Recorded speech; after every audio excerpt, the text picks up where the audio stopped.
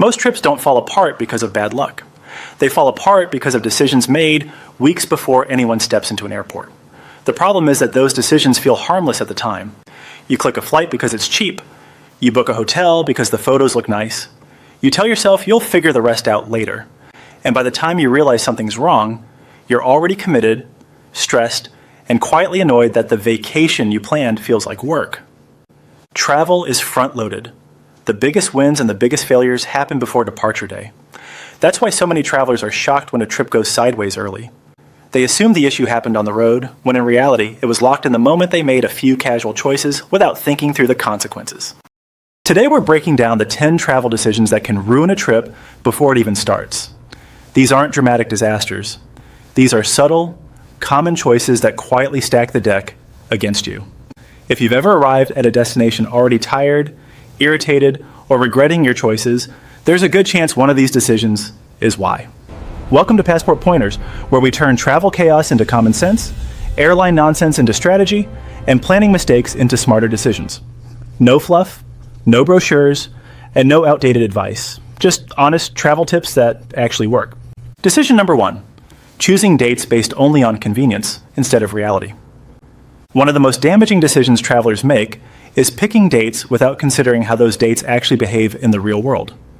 You choose dates because they fit your schedule, not because they make sense for travel.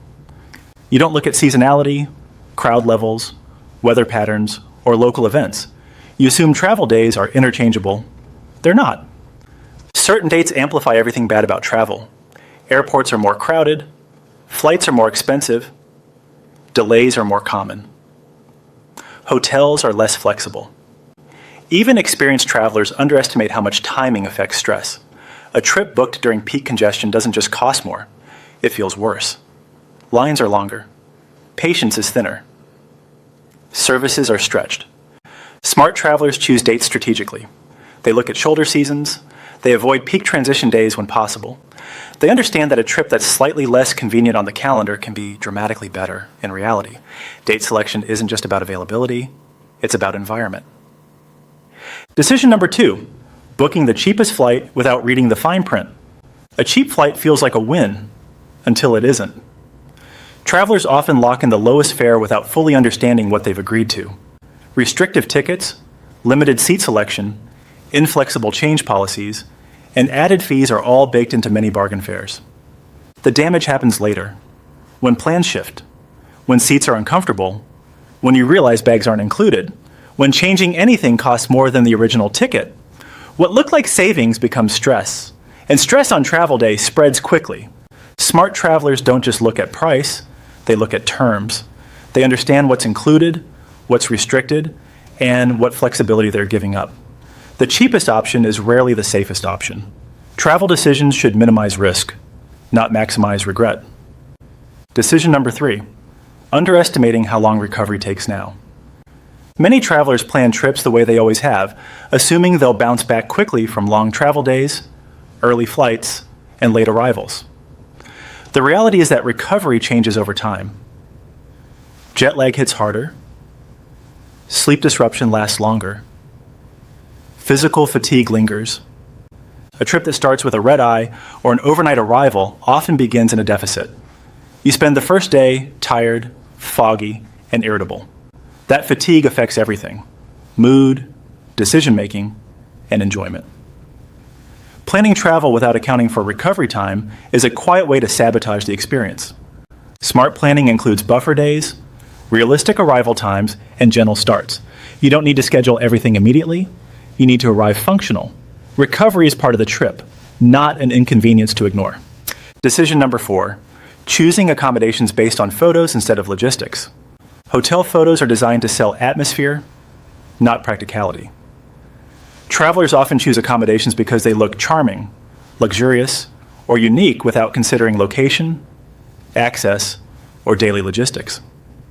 That beautiful hotel can become a burden if it's far from transportation, services, or attractions. Distance adds friction. Every extra walk, ride, or transfer costs time and energy.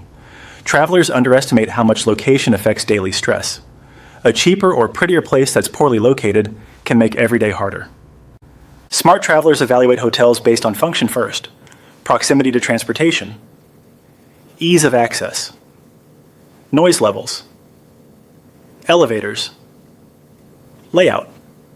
A good hotel supports your trip. A bad one complicates it. Decision number 5. Building an itinerary with no margin for error. Many travelers plan trips like everything will go exactly as expected. Flights will be on time. Transportation will be smooth. Activities will align perfectly. This is optimism masquerading as planning. Reality introduces delays, changes, and disruptions. When itineraries are tight, one small issue cascades into stress. Missed connections, rushed meals, canceled plans. The trip becomes reactive instead of enjoyable. Smart travelers build margin. They leave space between major commitments. They avoid stacking critical activities back to back. Flexibility is not wasted time. It's insurance. Decision number 6, assuming technology will solve problems automatically. Travelers rely heavily on apps, maps, confirmations, and digital tickets. While technology is helpful, it's not infallible. Batteries die, signals drop, systems glitch. Travelers who assume tech will always work are often the most stressed when it doesn't. The decision to rely on a single device without backups is risky. When something fails, panic sets in. Smart travelers prepare redundancies. Offline access, physical copies for critical information, knowledge of where they're going without needing constant guidance. Technology should support your trip, not be the only thing holding it together. Decision number 7, ignoring personal limits when planning activities. Many travelers plan trips based on what they want to see, not what they can comfortably do. Long walking days, early starts, late nights, packed schedules. These decisions assume unlimited energy. The result is exhaustion, pain, irritability, and sometimes the need to skip things you were excited about because you're simply too tired. Ignoring personal limits doesn't make a trip impressive. It makes it punishing.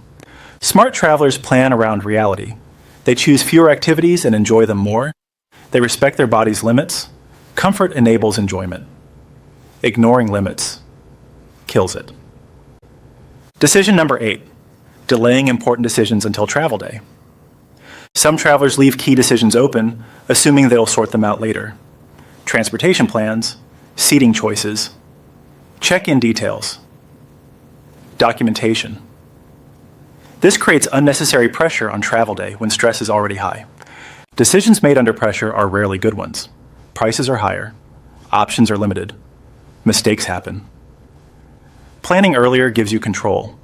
Waiting gives the system control. Smart travelers finalize important choices in advance. Travel day should be execution, not negotiation.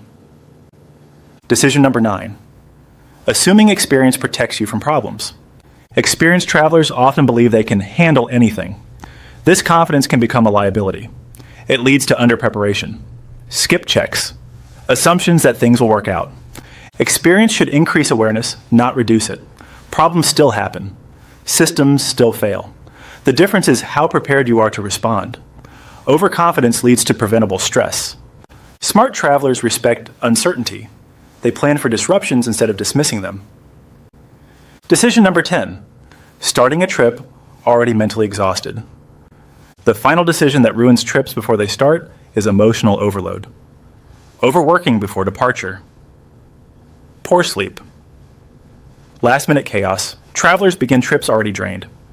A vacation doesn't reset you instantly. If you start exhausted, it takes days to recover, if you recover at all.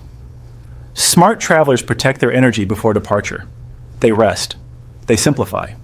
They arrive ready. If you recognize yourself in any of these decisions, that's not a failure. It's a warning and an opportunity. Travel goes better when decisions are made intentionally, not casually. The trip starts long before the airport. Thanks for watching Passport Pointers, and I'll see you in the next video.